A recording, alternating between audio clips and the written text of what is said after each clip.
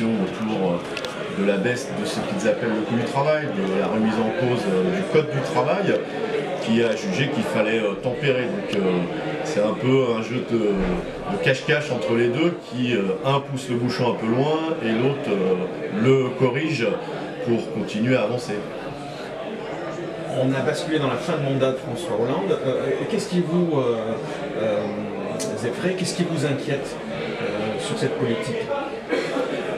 Je crois que ce qui est inquiétant, c'est que il s'était présenté à la présidence de la République en s'affichant comme du côté des salariés et en démontrant que le problème c'était la finance.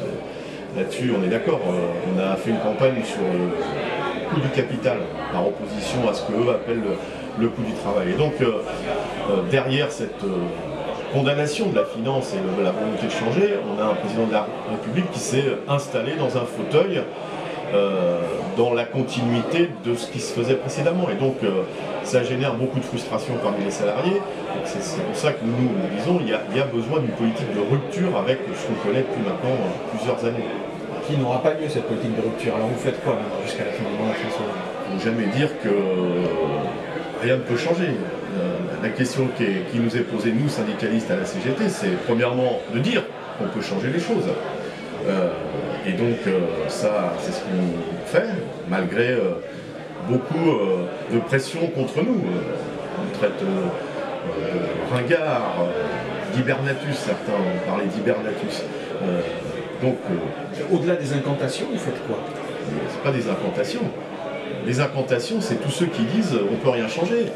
Les Grecs ont tranché, eux. Ils ont dit oui, on peut faire autre chose. L'austérité, il y en a marre. Ils ont voté. Et tout le monde, au niveau des gouvernements, institutions internationales, a dit non, non, ça, c'est nous qui commandons, vous pouvez voter.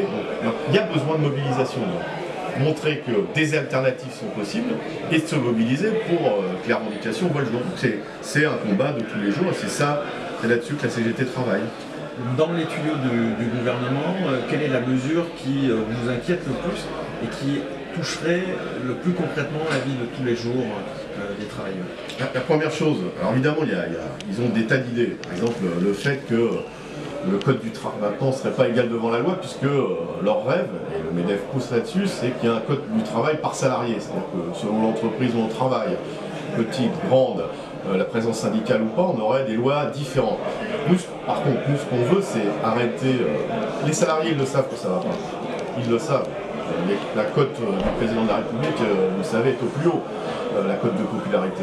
Ils le savent. Nous, notre raison d'être, c'est de leur dire on peut faire autre chose. Donc il y a besoin de convaincre qu'il y a des alternatives, c'est pas facile. Et puis autour de nos propositions, c'est qu'ils se mobilisent. Et je crois qu'il y a eu des luttes intéressantes durant l'été, avant l'été. Je pense aux salariés de Fralib qui ont empêché la fermeture de leur usine et qui relancent la production. Voilà, c'est des exemples comme ça. Il y a besoin que nous, on soit porteurs d'espoir, conjuguer propositions alternatives et mobilisation. Là, il y a aujourd'hui un mouvement agricole qui fait parler, qui se voit. Est-ce que vous pourriez les rejoindre dans leur lutte? C'est une vraie question, ça. Pas de les rejoindre dans la lutte. Il y a, je crois, 150 tracteurs qui arrivent. Les 4 points cardinaux, ça doit faire 600 tracteurs. Même si on est 2 par tracteur, ça fait 1200 personnes. Et ça attire l'attention de tout le monde. Nous, quand on met des dizaines, des centaines de milliers de personnes dans la rue, on n'a pas le droit à de l'info en continu. Ceux qui défilent aujourd'hui, on est conscient du problème de l'agriculture, mais c'est quand même la FNSEA. La FNSEA, dont le président n'est pour le moins pas un petit agriculteur. Nous, on pense à tous les salariés agricoles qui souffrent, qui sont payés avec des salaires de misère. Et à eux, on leur dit, rejoignez-nous le 8 octobre parce qu'on a des intérêts convergents, quelle que soit la filière où on travaille, l'agriculture, l'industrie, pour se mobiliser pour plus de salaires, des meilleures conditions de travail. Donc nous, on s'adresse aux salariés de l'agriculture. On n'en parle pas beaucoup des salariés de l'agriculture, on parle beaucoup des chefs d'exploitation et à la tête de la FNSEA, c'est pas un petit agriculteur qui est dans la misère. En tout cas, je ne l'ai pas perçu comme ça. Donc le 8 octobre, c'est votre grande journée. Alors c'est souvent des journées effectivement peut-être un peu fourre-tout. C'est peut-être la différence avec aussi ce mouvement très précis, très corporatiste. C'est peut-être ça qui vous manque. Non, c'est pas une journée fourre-tout. augmenter les salaires, ça intéresse tout le monde.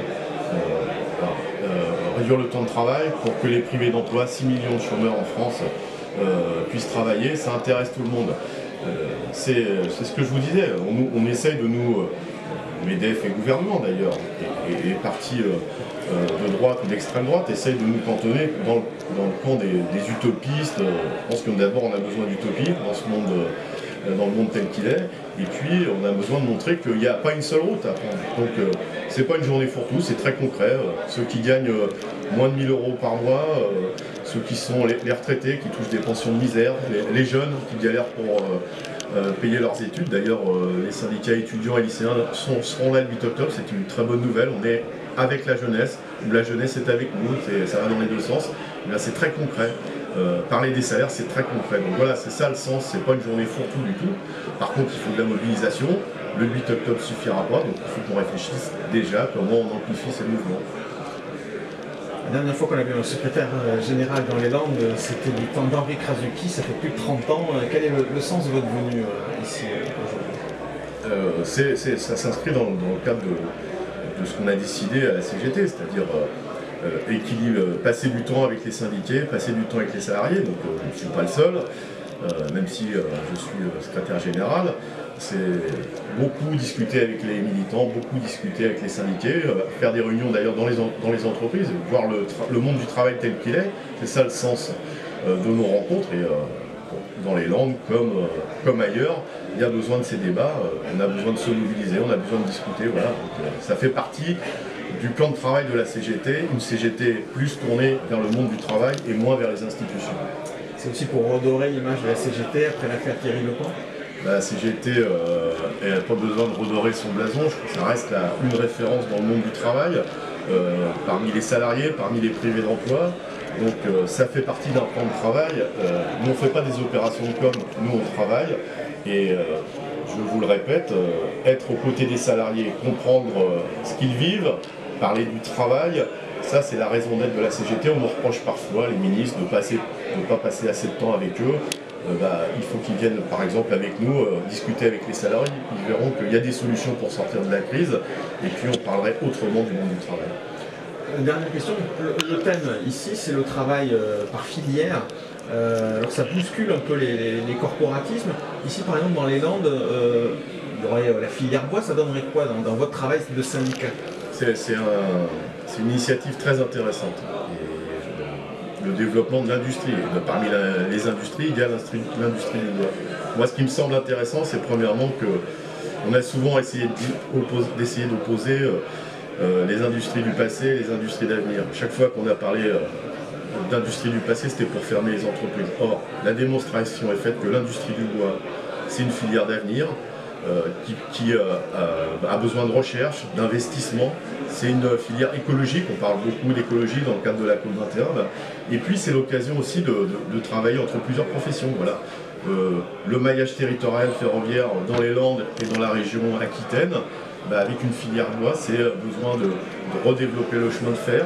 Je pense que certains usagers de la SNCF aimeraient bien que des lignes réouvrent. On peut conjuguer le transport de voyageurs et transport de matériel, transport de bois. C'est un projet qui rassemble autour d'une filière industrielle qui fait que les salariés discutent entre eux. C'est valable pour des tas d'industries.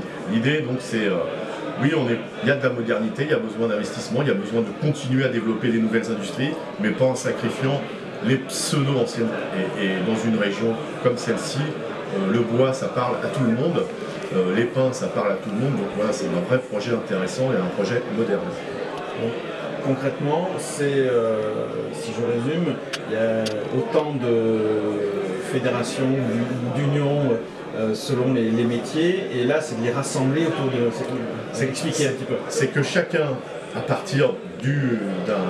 Ça peut aller de quoi par exemple? C'est que chacun, à partir de son savoir-faire, en l'occurrence ici, le bois, la résine, qui sert à faire des tas de choses, du papier, des meubles et bien d'autres choses, eh bien, ceux qui y travaillent reprennent de l'activité parce qu'il y a un vrai déficits d'activité et avec des pertes d'emploi. Et en même temps, eh bien, si on développe cette filière, ça peut développer des usines de papier, par exemple. Il y en a dans la région, mais elles sont pour certaines menacées, ou en tout cas on en a perdu. Ça peut développer, je vous le disais, le transport ferroviaire, les cheminots. On parle beaucoup des cheminots, il y a besoin de créer des emplois, de développer. Pour les cheminots, quand on crée des lignes de chemin de fer, il faut des rails, il faut des trains. Qui construit les trains? D'autres industries. Donc vous voyez, on a bien la volonté qu'à partir d'une industrie, on montre que des tas d'autres salariés peuvent intervenir. L'objectif étant de créer des emplois, de payer les savoir-faire, de continuer à avoir des savoir-faire, mais c'est aussi la formation. Les enseignants, revenir sur des métiers, c'est ouvrir des écoles d'apprentissage, ouvrir des écoles, donc des enseignants. Vous voyez que c'est, en termes de création d'emplois, de perspective d'emploi, on a un peu plus d'idées que le gouvernement de MEDEF. Philippe Mertens, merci. Merci à vous.